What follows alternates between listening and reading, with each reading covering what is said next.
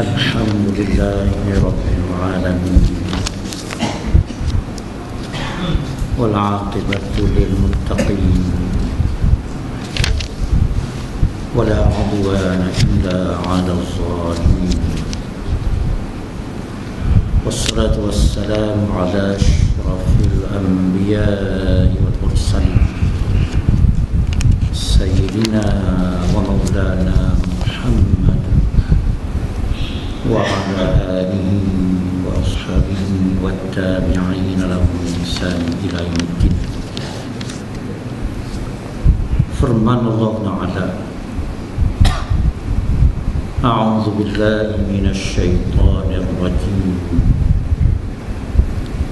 Uhilla lakum lailatas siyamir rafathu ila nisaikum hunna libasul lakum wa antum libasul lahum.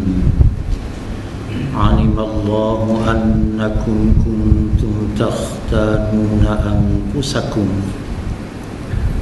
fataba alaikum wa afa ankum fal'ana bashiruhunna wabtaghu ma kataballahu lakum wa kulu washrabu hatta yatabayyana lakumul khaytul abyadu minal khaytil aswad minal fajr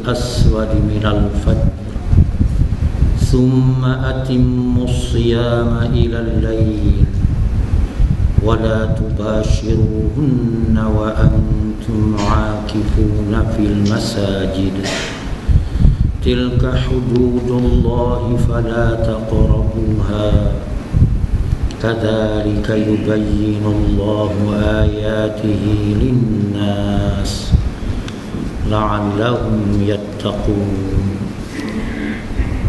Yang bermaksud dihalalkan bagi kamu pada malam hari bulan puasa bercampur dengan istri-istri kamu. Mereka itu adalah pakaian bagi kamu, dan kamu pun adalah pakaian bagi mereka. Allah mengetahui bahawasanya kamu telah mengkhianati diri-diri kamu sendiri. Kerana itu Allah mengampuni kamu dan memberikan kemaafan kepada kamu. Maka sekarang campurilah mereka dan tuntutlah apa yang telah ditetapkan Allah untuk kamu. Dan makanlah dan minumlah kamu hingga terang nyata bagi kamu benang yang putih dari benang yang hitam, yaitu fajar, yakni subuh. Kemudian sempurnakanlah puasa itu sampai datangnya malam. Tetapi janganlah kamu campuri mereka itu sedang kamu beriktikaf di dalam masjid. Itulah ketetapan Allah, maka janganlah kamu mendekatinya. Demikianlah Allah menerangkan ayat-ayatnya kepada manusia supaya mereka bertakwa. Ayat 187 dari suratul Baqarah. Assalamualaikum warahmatullahi ta'ala wabarakatuh. Di awal bulan Sya'ban yang kita akan hampir dengan bulan Ramadan ini, kita ambil ayat ini supaya kita faham bagaimana keringanan yang diberi oleh Allah Subhanahu wa ta'ala kepada umat Islam, orang-orang yang beriman, setelah daripada berlakunya peristiwa-peristiwa di zaman Nabi SAW di ketika ayat-ayat Al-Quran sedang diturunkan, di mana ayat 187 ni adalah ayat yang merungkai kesulitan kepada orang-orang yang beriman di peringkat awal puasa di bulan Ramadan. Kerana pada permulaan puasa di bulan Ramadan, apabila telah masuk waktu maghrib, dibenarkan makan, minum atau bercampur suami isteri hanyalah sampai waktu isyak. Selepas waktu isyak tidak dibenarkan lagi, sehinggalah malam esok pula, maka maghrib hingga isyak. Dan kalau tertidur di antara maghrib dan isyak itu, maka juga tidak lagi boleh makan, minum dan bergaul suami isteri, menyebabkan kesulitan yang amat sangat. Sehingga apabila berlaku pelanggaran ini di kalangan sahabat-sahabat Nabi, ramai yang melanggar larangan ini. Di antaranya bila pada subuh pagi itu, yang mula bangun menyatakan kesalahan ialah Sayyidina Umar ibn al-Khattab sendiri. Dia kata, "Ya Rasulullah, saya balik sembahyang isyak dalam bulan puasa bulan Ramadan, tarawih masing-masing. Saya tidak dapat menahan diri saya daripada mencampuri isteri saya. Lalu larangan itu sudah dilanggar sebab lepas waktu isyak. Maka bila Sayyidina Umar bangun menyatakan kesilafannya, maka bangunlah orang ni pula kata pun, saya begitu juga ya Rasulullah. Orang ni pun kata saya makan ya Rasulullah. Orang ni kata saya minum air ya Rasulullah. Macam-macam. Akhirnya diturunkan oleh Allah ayat ni. Alhamdulillah. Inilah salah satu daripada pelanggaran hukum yang tidak dicela para sahabat kerananya. Langgar hukum tu, tapi tak dicela para sahabat kerananya, bahkan menjadi kepujian, kerana menjadi keringanan kepada kita, iaitu dihalalkan bagi kamu pada malam puasa bulan Ramadan daripada maghrib sampai subuh, tidak lagi maghrib sampai isyak.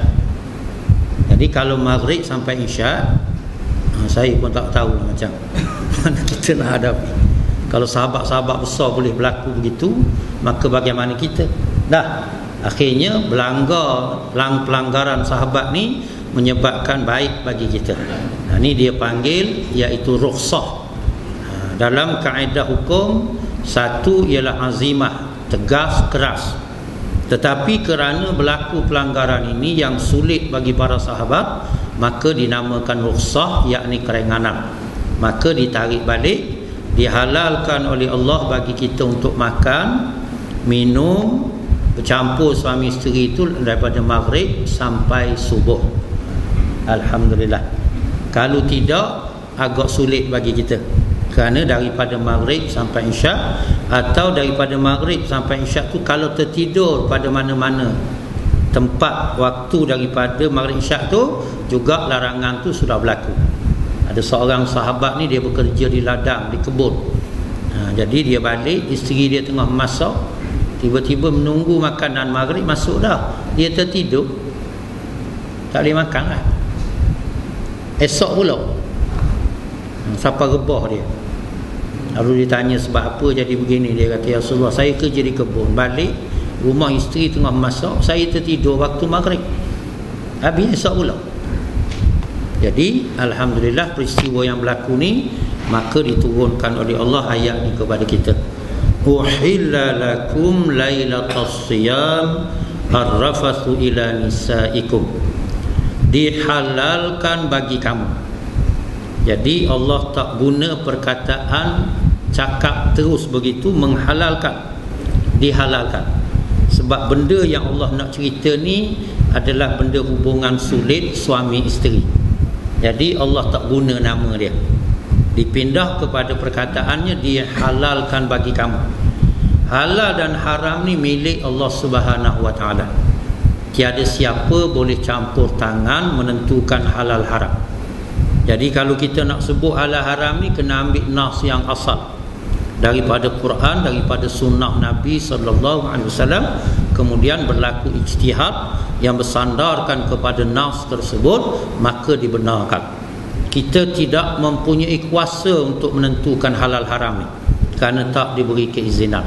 Ketika Rasulullah SAW membacakan ayat ittakhadhu ahbarahum wa ruhbanahum arbabam min dunillah, mereka mengambil padri-padri dan pendeta-pendeta mereka menjadikan Tuhan-Tuhan selain daripada Allah. Adi bin Hatim yang waktu itu mendengar bacaan Rasulullah ini, lalu Adi bin Hatim yang masa itu belum masuk Islam, masih lagi memakai salib di dadanya, menyatakan, wahai Muhammad, kami tidak menyembah padri-padri, kami tidak menyembah padri-padri. Lalu Nabi bersabda, bahkan kamu menyembah padri-padri, iaitu apabila padri-padri mengatakan halal, Allah mengatakan haram, kamu tinggalkan Allah, kamu ambil kata-kata padri. Itu maknanya menyembah padri, menjadikan padri sebagai Tuhan. Apabila padri kata haram, Allah kata halal, kamu ambil kata-kata padri haram, kamu tinggalkan kata-kata Allah halal itu, maka kamu menyembah padri. Sini kita kena faham. Sebab itu kalau orang-orang alim, orang alim pun, kalau mereka menentukan sesuatu keputusan tetapi bercanggah dengan Allah dan Rasul, kita tak boleh ikut orang alim tu. Sama ada alim yang dimaksudkan dari ayat ni ialah kepada orang alim dari kalangan Yahudi, orang alim dari kalangan Nasara tak boleh ikut. Maka orang alim, mereka tidak mutlak, kuasa mutlak tak ada pada mereka. Sebab itu bila kita nak ikut, kita kena tengok bertepatan ataupun tidak dengan nas-nas Al-Quran, dengan sabda-sabda Rasul. Sebab macam hari ni, mari kadang-kadang orang alim kata tak boleh lawan kerajaan ni, salah. Orang pun dengar pasal dia orang alim. Sebab itu orang alim ni kita jadi takut. Kadang-kadang takut kita pasal apa? Bila dibacakan ayat innama yakhsyallaha min ibadihil ulama, hanya yang takutkan Allah di kalangan hamba-hambanya ialah para ulama. Pada satu riwayat yang syaz tak dibaca, salah bacaan, tetapi boleh kita baca dengan ambil maksud. Adapun nak dibaca tiada riwayat padanya, tetapi mengambil maksud dari kata-kata Imam Ghazali, kalau dibaca begini maka jadi bahaya. Allah takut kepada orang alim. Innama yakhshallahu min ibadihil ulama'a. Jadi tak sekarang Allah pula jadi takut kepada orang alim. Sebab kata-kata orang alim ini didengar, kata-kata orang alim orang pegang. Bila ada orang alim kata tak boleh lawan kerajaan ni, sebab dia baca ayat ya ayyuhallazina amanu atii'u Allah wa atii'ur rasul wa ulil amri minkum. Wahai orang-orang beriman, taat dan patuhlah kamu kepada Allah, dan taat dan patuhlah kamu kepada Rasul dan kepada pemimpin dari kalangan kamu. Tak boleh lawan, kena patuh. Maka orang ramai pun kata ya sungguh tak boleh lawan. Padahal ketika dipanggil seorang alim, dibacakan ayat ini kepadanya oleh khalifah di zaman itu, yang khalifah ni reti Quran, dibacakan ayat ini, ya ayyuhallazina amanu atii'ullaha wa atii'ur rasul wa ulil amri minkum wa anal amiru minkum. Tidakkah engkau dengar firman Allah, wahai orang-orang yang beriman, taat dan patuhlah kamu kepada Allah, dan taat dan patuhlah kamu kepada Rasul dan pemimpin dari kalangan kamu. Dia berhenti di situ, dia kata dan aku adalah pemimpin dari kalangan kamu. Lalu orang alim tu jawab, baca tidak habis ayat tersebut. Kena baca habis ayat. Ayat ni tak boleh main sekerat-sekerat, kena baca habis. Apa ayat berikutnya?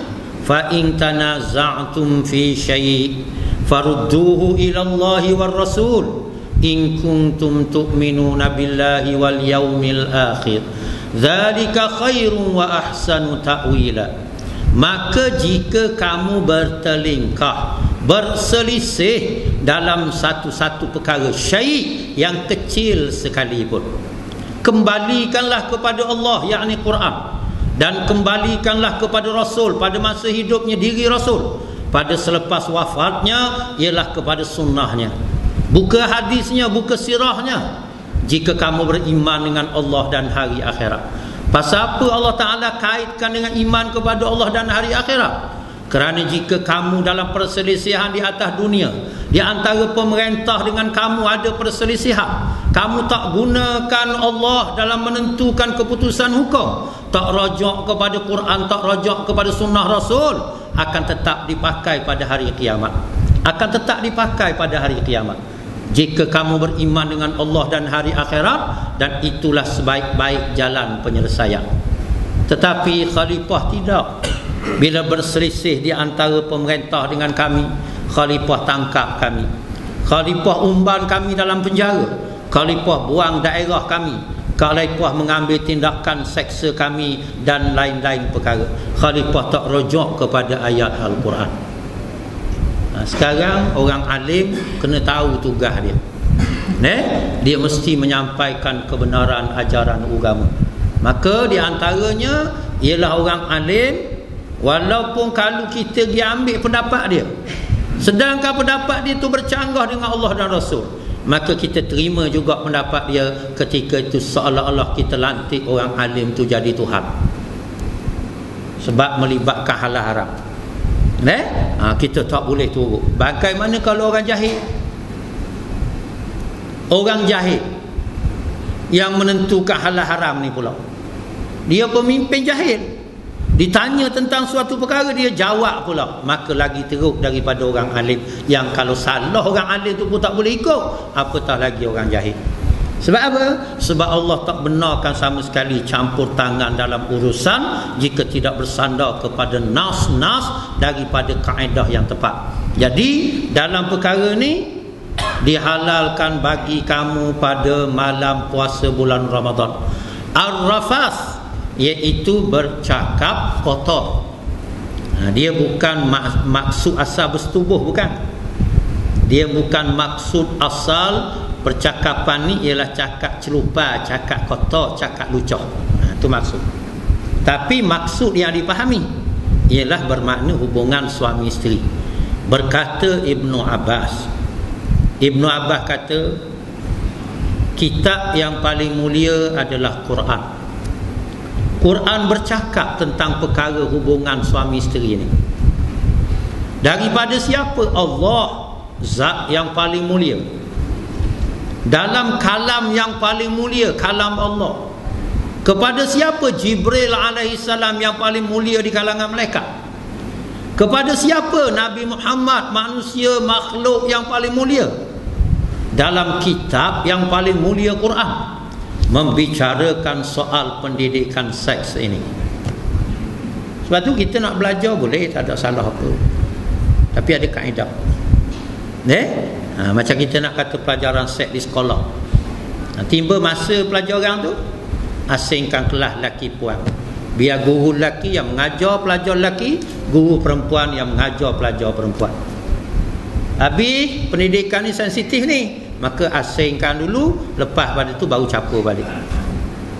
Bukan ada halangan bagi kita Islam, tapi dia beri kaedah. Hari ni kalau kita adakan pelajaran ni, bincang panjang dalam soal pendidikan, tapi soal pengasingan tak dibuat. Menyebabkan apa yang kita tengok hari ni, bila tiada aturan dalam kehidupan manusia, maka itulah yang kita lihat berlaku. Masalah yang tak boleh selesai, salah satu dari perkara yang tak boleh selesai ini ialah buang bayi. Tak boleh selesai. Cuma sudah jadi biasa sangat, akhirnya tak dilaporkan dah. Dah biasa sangat dah. peringkat awal ya, sekarang dah jadi biasa dah. Maka tak dilaporkan. Jadi kalau dilaporkan biasa dah. Ini kaedah yang sangat penting. Islam ajar kita cara. Maka kaedah yang diberi ar-rafathu ila nisaikum, ialah pada malam puasa bulan Ramadan dihalalkan bagi kamu suami isteri bercampur di antara kamu dengan isteri-isteri kamu. Sebabnya hunna libasul lakum wa antum libasul lahun. Mereka itu adalah pakaian-pakaian bagi kamu dan kamu juga adalah pakaian bagi mereka.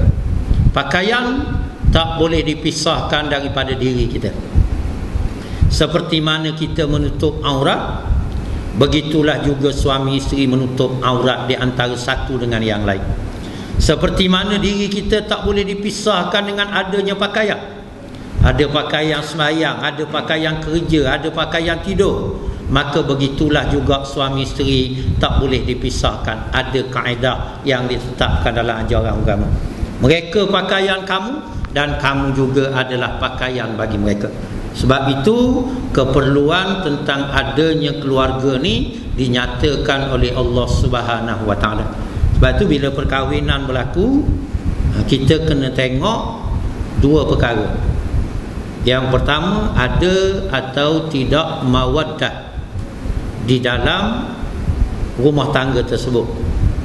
Yang kedua, ada ke tidak rahmah, iaitu kasih sayang. Mawaddah ialah ingatan yang dalam di dalam hati. Kalau suami tiada di sisi, isteri ingat kepada suami. Kalau isteri tiada di sisi, suami dalam hatinya kuat ingatan kepada isterinya. Ini dipanggil mawaddah. Wudda, masuk kasih sayang sampai dalam hati. Kita berpisah 2-3 hari kerana isteri ada urusan dia, maka hati kita jadi sangat rusing ingat kepada isteri. Ini adalah satu daripada sifat yang mesti ada bila perkahwinan tu nak berjaya. Ini yang pertama. Satu orang perempuan di zaman Imam Hasan Basri, bila suami dia tak balik di rumah beberapa hari, dia keluar daripada rumah. Dia mencari suami dia, cari mari, akhir bertemu dengan Imam Hasan Basri. Imam Hasan Basri tanya dia, wahai perempuan, ke mana ni? Siapa tudung pun tak ingat nak pakai, pergi ke mana ni? Kata dia, saya tak pakai tudung.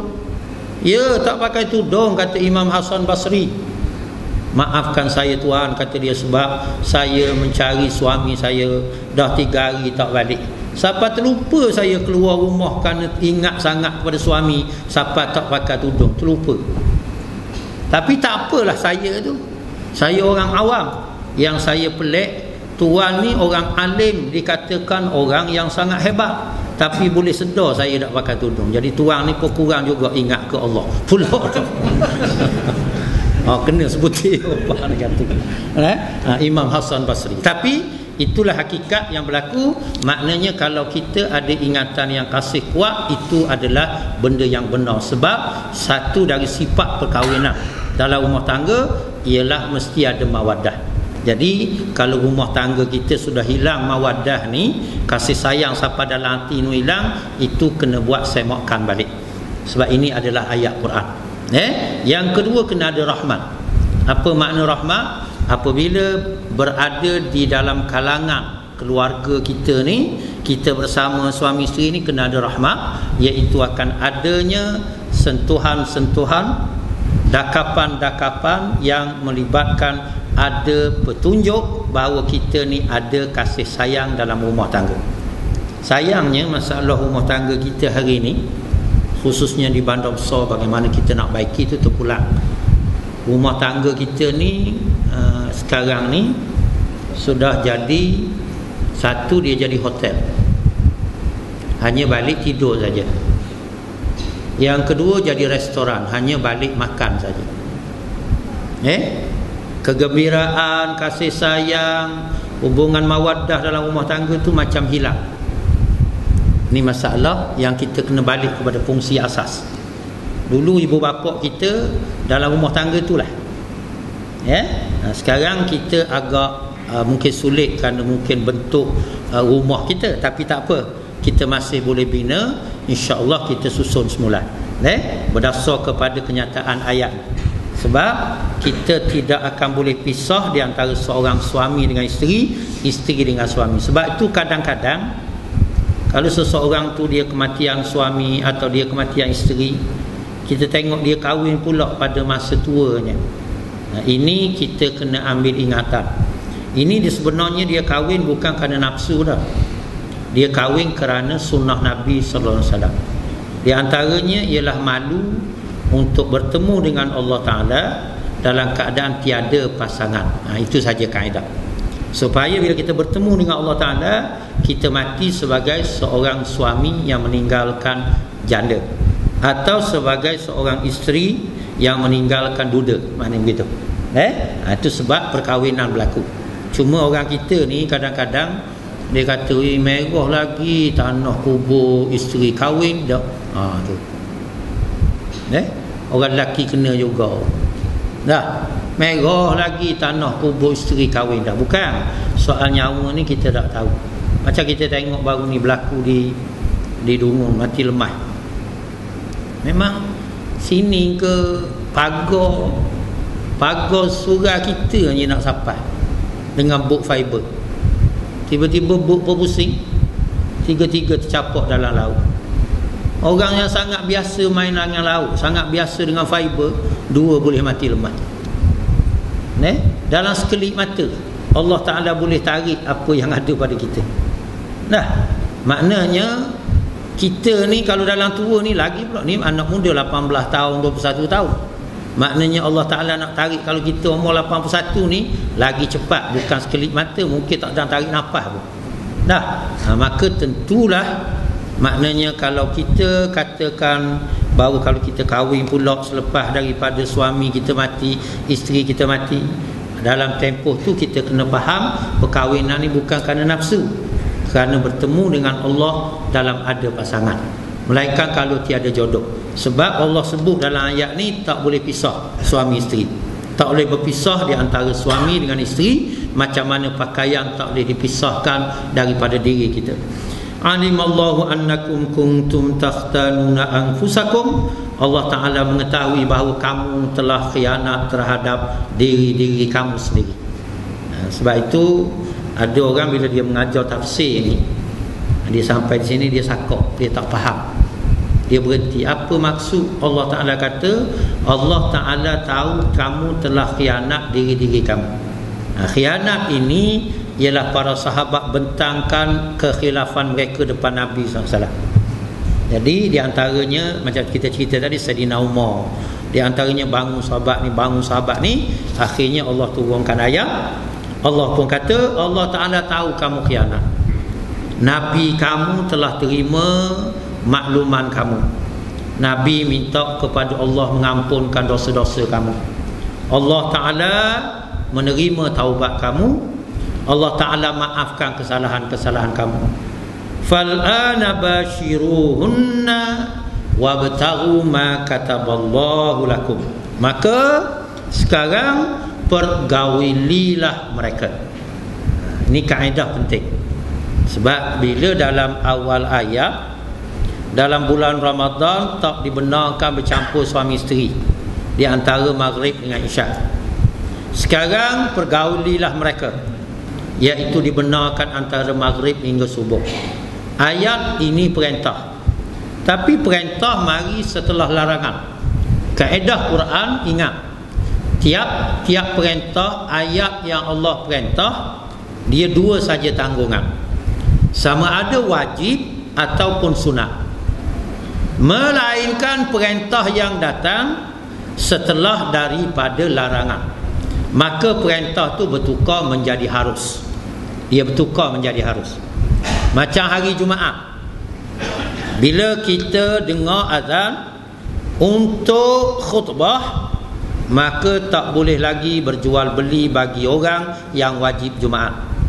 Selesai Jumaat, dia suruh kita berteraburang pula cari nikmat kurniaan Allah. Tak dilarang, sekarang boleh pula.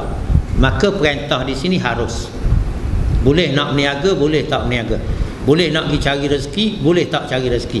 Tapi Kaedah perintah biasa dua saja, tak wajib, sunat.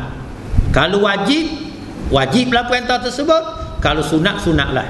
Tapi bila perintah mari setelah larangan, maka perintah itu terus ditukar menjadi harus.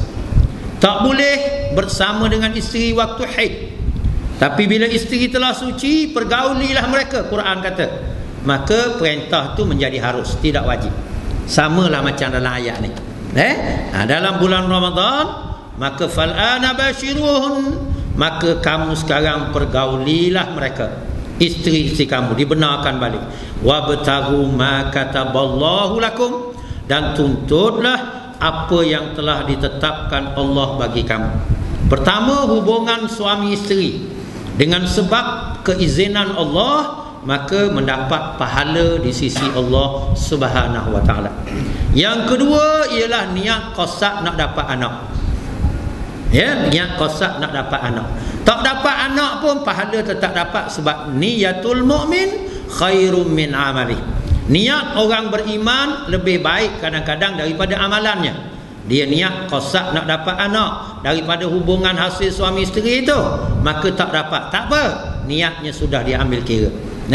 Kalau dapat anak pula dengan sebab hubungan suami isteri itu dengan hukum Allah, dengan keizinan Allah, dengan bacaan yang ditetapkan, mula dengan bismillahirrahmanirrahim, dan perlindungan minta supaya dijauhkan daripada syaitan dan daripada anak yang kalau dihasilkan kurniaan ini, maka tiap-tiap nafas anak keluar masuk akan dapat pahala kepada ibu dan bapanya. Anak kita bernafas tu, kita boleh pahala. Esok dia kahwin pula, boleh cucu pula. Dia bernafas pula, boleh pahala pula. Kita ketuk toki dia, datuk dia, nenek dia, boleh pahala pula. Jadi kita ni dalam hubungan suami isteri ni 3 benda. Satu, lazat. Itu satu. Yang kedua, pahala. Kerana ketika Nabi SAW hurai kepada para sahabat yang miskin, mereka kata, untung ya Rasulullah orang kaya. Apa yang kami buat, mereka juga buat. Kami semayang, mereka semayang. Kami puasa, mereka puasa. Tapi bila sampai sedekah, derma, zakat, kami tak boleh buat. Kami tak ada harta. Nabi terus jawab, bagi tiap-tiap tasbih subhanallah sedekah. Bagi tiap-tiap takbir Allahu Akbar sedekah.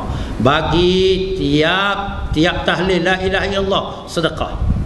Sehinggalah seseorang kamu bersama dengan istrinya juga adalah dikira pahala sedekah.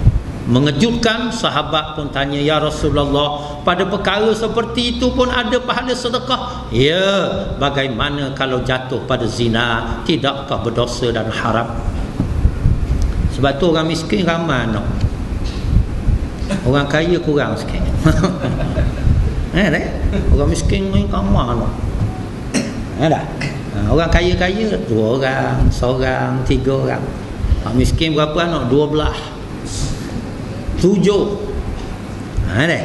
Sebab orang kaya sibuk ada cara dia, orang miskin ada sibuk cara dia. Orang kaya esok mungkin dari segi amal dia, sedekah derma dia. Kemudian kalau kita orang berniaga, orang mari tanya ikan berapa sekilo, takkan kita nak pegang tasbih berapa sekilo? Subhanallah, subhanallah, subhanallah, berat Jadi orang kaya memang ada tugasan dia. Pada masa dia nak cari pahala, ikut mana? Sedekah, derma, infak, zakat. Itu orang kaya. Orang miskin, kamu tak ada harta, kamu apa? Kamu ada bahagian-bahagian kamu. Jadi alhamdulillah dicerita oleh Nabi SAW dalam perkara ni. Ya Rasulullah, pada perkara yang seumpama itu ada pahala? Ya, kalau jatuh zina tidak kau berdosa. Yang kedua, kita dapat pahala. Yang ketiga niat untuk dapat anak. Orang bukan Islam, dia tak ada pahala, tak ada. Dan niat dapat anak tu tak ada, pasal tak mari daripada Islam. Kalau dia boleh anak, boleh. Kalau tak boleh pun tak ada pahala. Kita dua-dua. Jadi alhamdulillah, Allah Ta'ala turun kepada kita. Sekarang Allah kata izin bagi kamu di antara maghrib sampai subuh.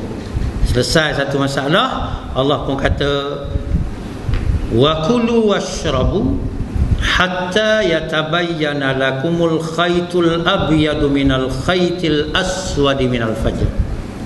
Dan makanlah kamu dan minumlah kamu sehingga nyata benang yang putih daripada benang yang hitam. Ada satu riwayat seorang sahabat bila dia bersahur, oleh kerana diizinkan dah makan minum daripada maghrib hingga subuh, maka dia pun bersahur. Bila bersahur, dia letak benang di atas bantal dia.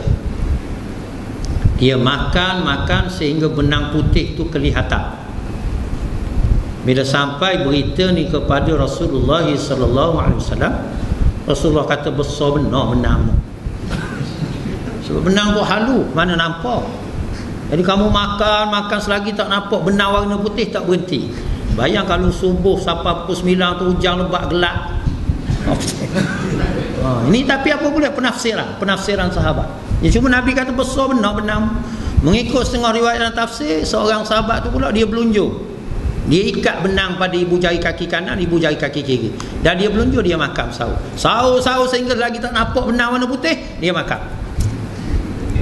Ini menyebabkan mari ayat minal fajri. Ini ayat pendek diturunkan oleh Jibril memberi penerangan. Minal fajri, daripada fajar, yakni subuh. Jadi waktu kita ialah daripada maghrib sehingga subuh. Itu waktu kita boleh makan minum dan hubungan suami isteri. Dan waktu imsak hanyalah waktu ihtiyat, waktu berjaga-jaga saja.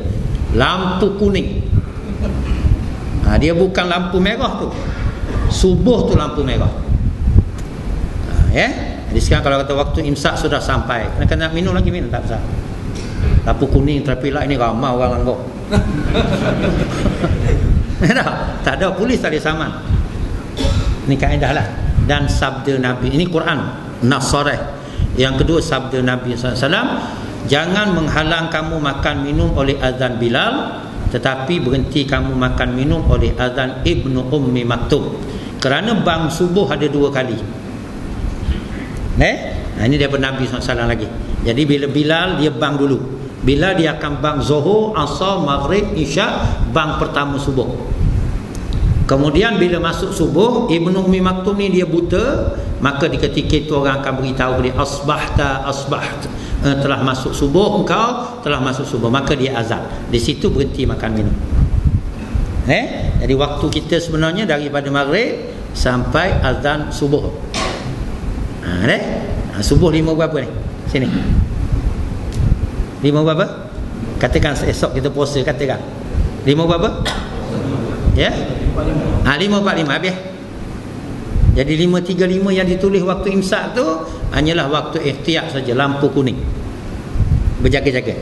Sebab kita mungkin gigi kita ada lubang, mungkin lekat makanan celah gigi, tak sempat koma. Pukul 6 kita tertelan apa yang baki daripada gigi kita tu, tertelan makanan batal. Itu kan. Sebab itu kita bab puasa ni kena beradur sikit. Dia berlaku pada ayat berikut. Maka diterangkan minal fajri itu jelas. Jadi apa yang naik begitu kata Nabi, itu boleh lagi makan minum, kerana itu fajar kadhib. Bila dia melentang itu dia fajar sadiq, itu subuh tu. Dia terang pada kaki langit. Bagi orang yang tengok.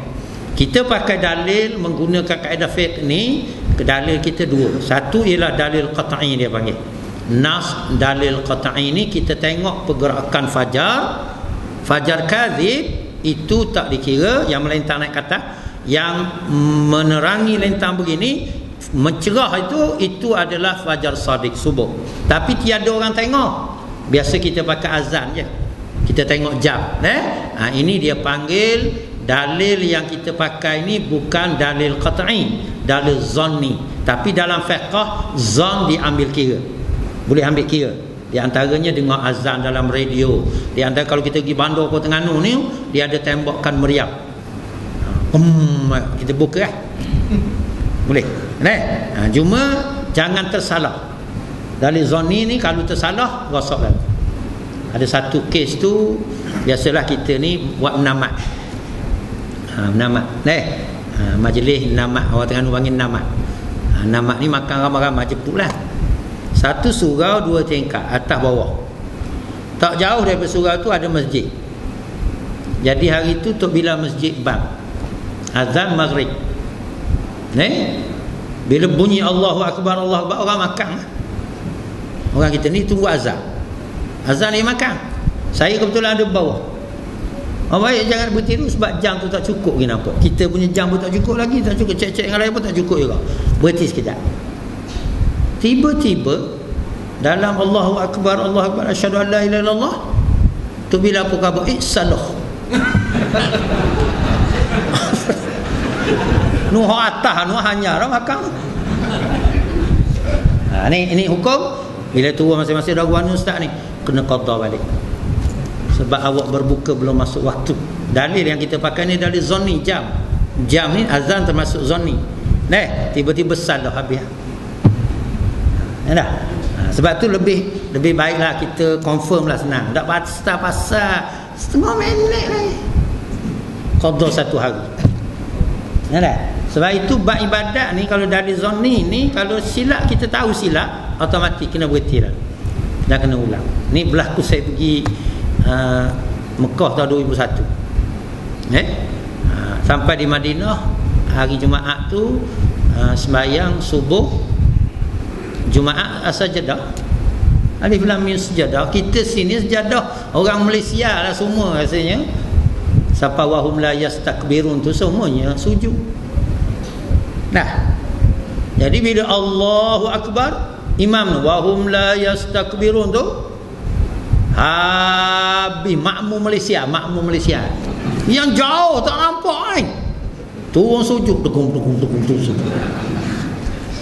sedar-sedar sami Allahu liman hamidah, slow. Imam tak sujud rakaat. Kaedah sejadah ni tak boleh menyalahi imam. Kalau imam sujud wajib sujud, imam rakaat wajib rakaat, tidak boleh sujud. Kalau imam sujud kita tak sujud, batal mengikut Syafi'i ni. Kalau imam tak sujud kita sujud, batal. Tiba-tiba nak buat macam mana? Saya kata ulang mula sembahyang subuh. Pasal ini masalah kita. Kalau tak diketahui salah tak apa. Ini juga berlaku kadang-kadang waktu kita tak ada kompas. Kita dalam nak sembahyang pertama kita wajib cari kiblat. Tiba-tiba dalam kita cari kiblat ni kita tak ada kompas tak ada. Nak cari dalil pun tak ada. Nak tahu boleh tengok mihrab, boleh tengok mimbar dalam masjid surau tu, boleh hitam kat tepi tu, tengok boleh tahu. Kalau tak ada, kita sembahyang anggarlah. Saya kena sekali di Kuala Lumpur kat Taman Melewat. Bila mari tu tengok carilah surau tak nampak malam. Kita pun sembahyang takbir lah. Dah sedar alih dah kiblat alih ni gitu. Kompas pun tak ada. Allahu Akbar. Tengah-tengah baca Fatihah lalu satu orang dengan motosikal, "Woi, salah kiblat tu." Pulau tu. Wajib berhenti. Sebab kita dengan zonni ni, dia beritahu ni. Dalil kita bercanggah. Kata pasal apa? Dia kata sembahyang salah tu belah sana kiblat. Tak apa, kita bermalam. Siapa di Teriang pula naik tidur hotel murah ni, tanya tokek, tengok situ kiblat mana dah, tanya tokek, mana gak kiblat ni? Apa kiblat? Dia mana tahu kiblat. Kata Padang kita. Di sini berlaku kita kena cari dulu. Kompas tak ada apa tak ada. Kita anggap sedap ni sembahyanglah. Siapa tak batalkan sah, tak ada masalah. Kecuali macam tadi batal, salah lah tu. Sebab dia kata salah dah kiblat. Ini berlaku kalau kita belajar dalam tafsir Khazin. Ketika mencari kiblat ni di tengah padang pasir, para sahabat berehat masing-masing pada waktu tu nak sembahyang. Bila sembahyang, kewajipan pertama cari kiblat. Menentukan arah kiblat ni kewajipan pertama. Malam tu ghaib, mendung yang sangat tebal, tak boleh nak tengok bintang apa sebab nak tahu arah kiblat. Akhir masing-masing sembahyang dan letakkan batu masing-masing buat tanda. Maknanya esok kalau dia sembahyang subuh pun dia akan ikut tanda tu lah. Jadi ni mari dia kata kiblat sedap dia letak batu. Mari yang ni pula kata tak percaya ni dia punya ijtihad. Dia letak batu sini pula. Ngadak tak. Mari yang ni pula letak sini pula. Masing-masing ijtihad. Esok kita bangun tengok siang hari dalam tafsir Khazin tu. Berkeliling batu. Hak ni ikut sini, hak ni ikut sini, hak ni ijtihad masing-masing. Sampai di Madinah Nabi benarkan berlaku sebab tak ada siapa batalkan siapa. Sebab tu kalau tiap-tiap perhimpunan, kalau orang kata ramah lagi himpunan bersih contohnya hari tu 700,000, betul. Kalau ada orang kata 1 juta, betul. Kalau ada kata 300,000, betul. Sebab tak ada orang bilang. Jadi kita keluar tiket, masalah betul. Lagi himpunan lah katakanlah 22, yang mari 500,000 contohnya. Tapi orang ni kata dah 1 juta, tu masing-masing betul sebab tak ada orang bilang. Ini kaedah mudah. Sebab ijtihad tidak boleh membatalkan ijtihad. Nas membatalkan ijtihad boleh. Melainkan bila kita ijtihad tu nas zani kita salah. Nas zani orang kata salah kiblat ijtihad awak, kita kena batalkan. Ini kaedah yang penting. Supalah juga bila kita nak buka puasa, kita kena beralus sebab dia melibatkan dalil zani yang kita pakai. Bukan dalil qat'i, kita tak tengok matahari masuk. Maka ketika mana kita pakai azan boleh, tak ada salah. Kita dengar azan dalam radio boleh. Kita buat ni tak ada masalah. Tetapi pastikan jangan salah. Bila ada salah maka terbatal. Macam berlaku tadi. Summa atimmus siyama ila lail, kemudian sempurnakanlah puasa hingga malam, dan janganlah kamu campuri isteri-isteri kamu dalam keadaan kamu beriktikaf di masjid. Demikian itu ketetapan Allah, maka janganlah kamu hampirinya. Demikianlah Allah menerangkan ayat-ayatnya kepada manusia, mudah-mudahan mereka bertakwa. Iktikaf hanya di dalam masjid saja. Sebab ayat ni terang bunyi, wa antum akifuna fil masajid. Masuk dalam masjid, maka bila kita qasak niat iktikaf, maka automatik boleh pahala iktikaf walaupun tidur selepasnya. Al-lubsu, berhenti sekejap, berehat sekejap, lepas tu guling, tidur, niat iktikaf, maka tetap dapat pahala. Sebab tu membezakan orang yang berehat dalam masjid di antara adat dan ibadat ialah niat iktikaf. Orang ni letih, dia pun masuk dalam masjid, dia berehat. Tapi tiada niat iktikaf, maka tiada pahala kerana rehat pada adat. Seorang ni masuk berniat iktikaf, tak sembahyang apa pun, tidur, tiba-tiba dia dapat pahala iktikaf. Sebab apa? Sebab niatnya membezakan di antara adat dengan ibadat. Maka hak yang jelas, iktikaf mesti di dalam masjid. Di dalam kaedah bahasa, tiap-tiap nama masjid adalah bila berlaku sujud di dalamnya, namanya masjid. Tetapi pada istilah syarak, tiap yang dibina dengan qasak masjid maka jadi masjid. Macam kita ni surau lah, dia tak jadi masjid walaupun ada sujud di dalamnya. Sebab masa bina kita tidak niat masjid, tak qasak masjid. Tapi kita nak upgrade, tak apa, nak sembahyang Jumaat tak ada masalah. Tapi nak namakan masjid tu mesti batu asas dia. Kita pun jadikan tempat sembahyang Jumaat, tak ada salah, tak ada masalah. Cuma pertikaian berlaku, boleh tidak sembahyang tahiyatul masjid. Tu pada tempat selain daripada masjid ni.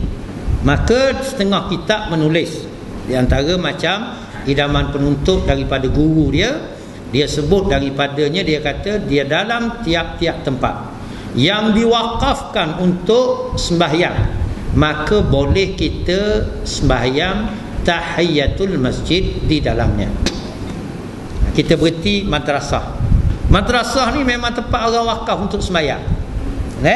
Mengikut pendapat dia, boleh kita sembahyang tahiyatul masjid di dalamnya. Mengikut pendapat dia. Jadi esok kalau takdir apa-apa, mari dengan kita yang membaca kitab, dengan yang mengarang kitab, ambil daripada guru dia, maka dia akan bertanggungjawab. Adapun iktikaf mesti dalam masjid. Iktikaf saja mesti dalam masjid, dibina dengan qasak masjid. Adapun tahiyatul masjid ialah tiap-tiap tempat yang diwakafkan untuk sembahyang. Boleh jadi namanya surau, boleh jadi namanya madrasah, boleh jadi namanya balasah. Masjid teranglah tu. Maka boleh tahiyatul masjid. Sebab tahiyah makna menghormati. Masjid itu bukan kita hormati masjid, kita hormati tuan masjid, yakni Allah Subhanahu wa taala. Bila kita masuk, mengapa kita sembahyang tahiyatul masjid tu? Menghormati Allah Subhanahu wa taala, ampunya rumah ini. Sebab itu apa saja yang kita beri kepada masjid, dia tak jadi milik kita, dia jadi wakaf. tiang kita beri sebatang, maka automatik dia jadi hak Allah Subhanahu Wa Taala. Kita beri bata sebiji, maka dia jadi hak Allah Subhanahu Wa Taala. Kita pun masuk derma di sini. Kadang-kadang derma kita nak buat program ini, tiba-tiba ada baki duit, macam mana nak buat? Maka pengurusan bila kita serah kepada masjid, jawatan kuasa masjid lah yang bincang, jawatan kuasa surau lah yang bincang baki keuangan tu nak buat apa. Sebab dia ada jemaah pengurus dia situ. Selalu orang kata kita buat majlis berbuka puasa, kutip duit, kutip boleh 4,000, belanja 3,000 je habis, dah 1,000 lagi macam mana? Ini selalu timbul soalan, 1,000 lagi macam mana? Kan dia ada jawatan kuasa, mesyuarat lah. Baki 1,000 ni nak buat apa? Kita masuk dalam tabung masjid, putus, selesai masalah. Sebab orang serah tu dia jadi hak milik Allah dah. Wakaf nak apa jadi milik. Jadi siapa yang nak jaga? Pengurus dia lah yang jaga. Siapa jemaah pengurus dia? Ahli jawatan kuasa masjid, ahli jawatan kuasa surau, mesyuarat lah. Itu selalu orang tanya saya. Saya kata awak ada kuasa, mesyuarat lah, jangan buat keputusan seorang. Duit ni ada baki ni, hak kita hari tu nak hantar sumbangan pelajar-pelajar, ada baki, pelajar-pelajar kita bagi habis semua dah, ada baki lagi 2,000, nak buat macam mana? Masuk mesyuarat. Mesyuarat pun jawab kita masuk apa minat masjid, selesai dah. Orang tak query dah orang bagi ni, insya-Allah. Sekadarlah untuk malam ni, sekadar itulah, dan terima kasih banyak. Mudah-mudahan kita bertemu pula dalam majlis-majlis yang lain. Tapi dulu saya mari atas jawatan aduk. Nanti mari atas jawatan ahli parlimen, letih jadi ahli parlimen ni. Ahli parlimen yang bekerja letih. Kalau ahli parlimen yang berehat tak apa, ahli parlimen yang bekerja sangat letih. Sampai je Ustaz, ni ada rumah terbakar pula. Rumah terbakar, rumah ni kena ribut. Betul, sesalah. Pasal dulu tak kena sebab dalam don pakar. Tapi kita ahli parlimen kena hantar wakil kita tengok. Jadi kadang-kadang itulah yang kadang bila saya kata kita tak jadi kerajaan juga, maka ada masalah kita. Tiap-tiap kita jadi ahli parlimen ke adun ke, kita ada 4 tugas. Kita kena ingat tugas wakil rakyat kita. Macam Selangor ni, adun tak ada masalah sebab dia menang, dia ada kerajaan. Yang pertama, tugas wakil rakyat ialah dia bertugas dengan parti. Kita bertugas dengan parti.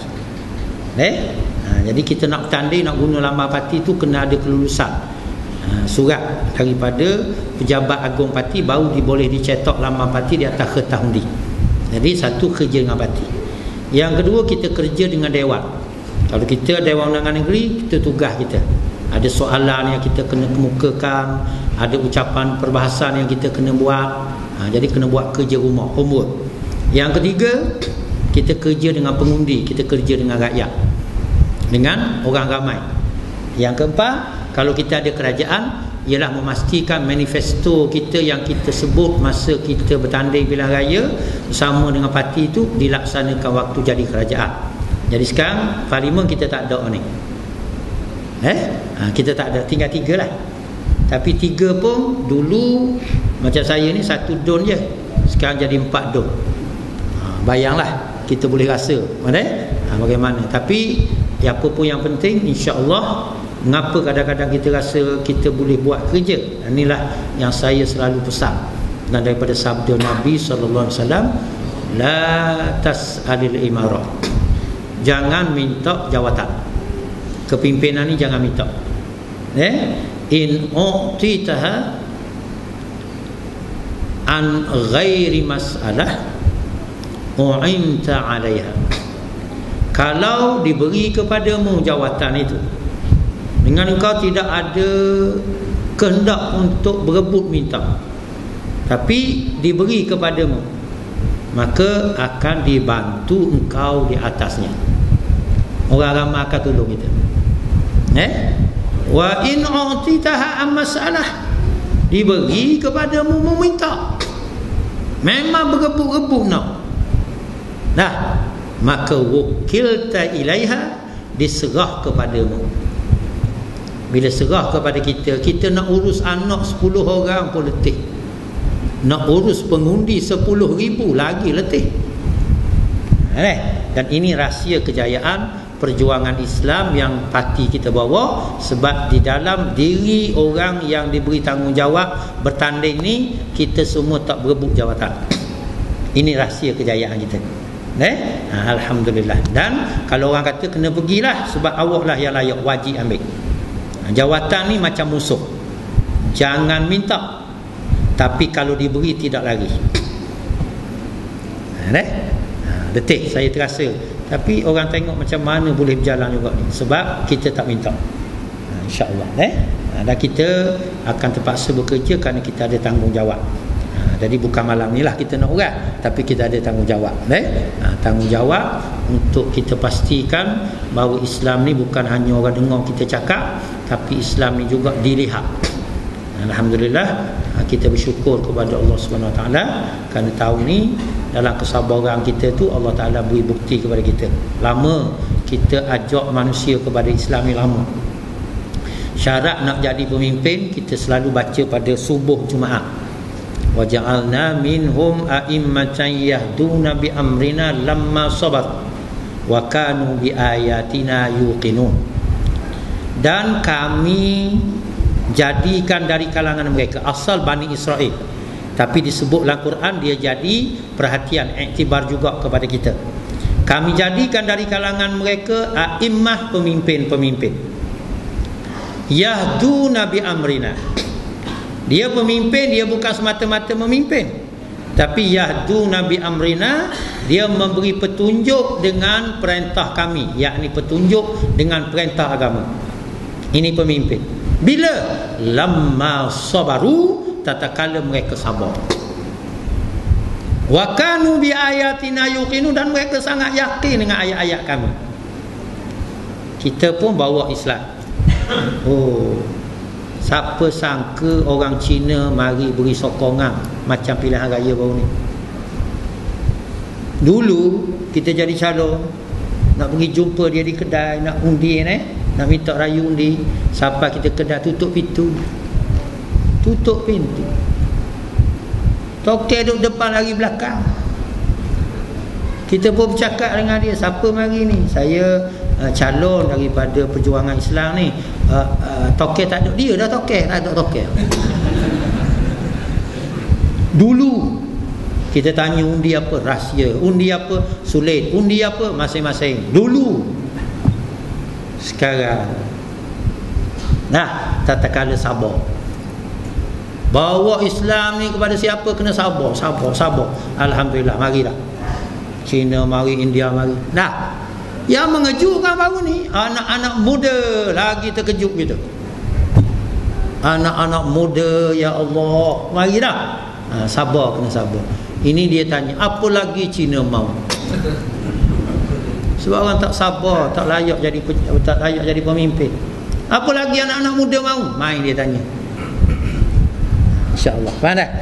Jadi kita sabar, kita percaya dengan Islam ni, kita yakin dengan ayat-ayat Allah. InsyaAllah. Tak 2013 ni, 2018, 2017, pilihan raya 2014. Tapi jangan sekali-kali lari daripada asas perjuangan Islam. InsyaAllah Allah Ta'ala akan bantu kita. Wabillahi taufiq wa hidayah. Wassalamualaikum warahmatullahi taala wabarakatuh.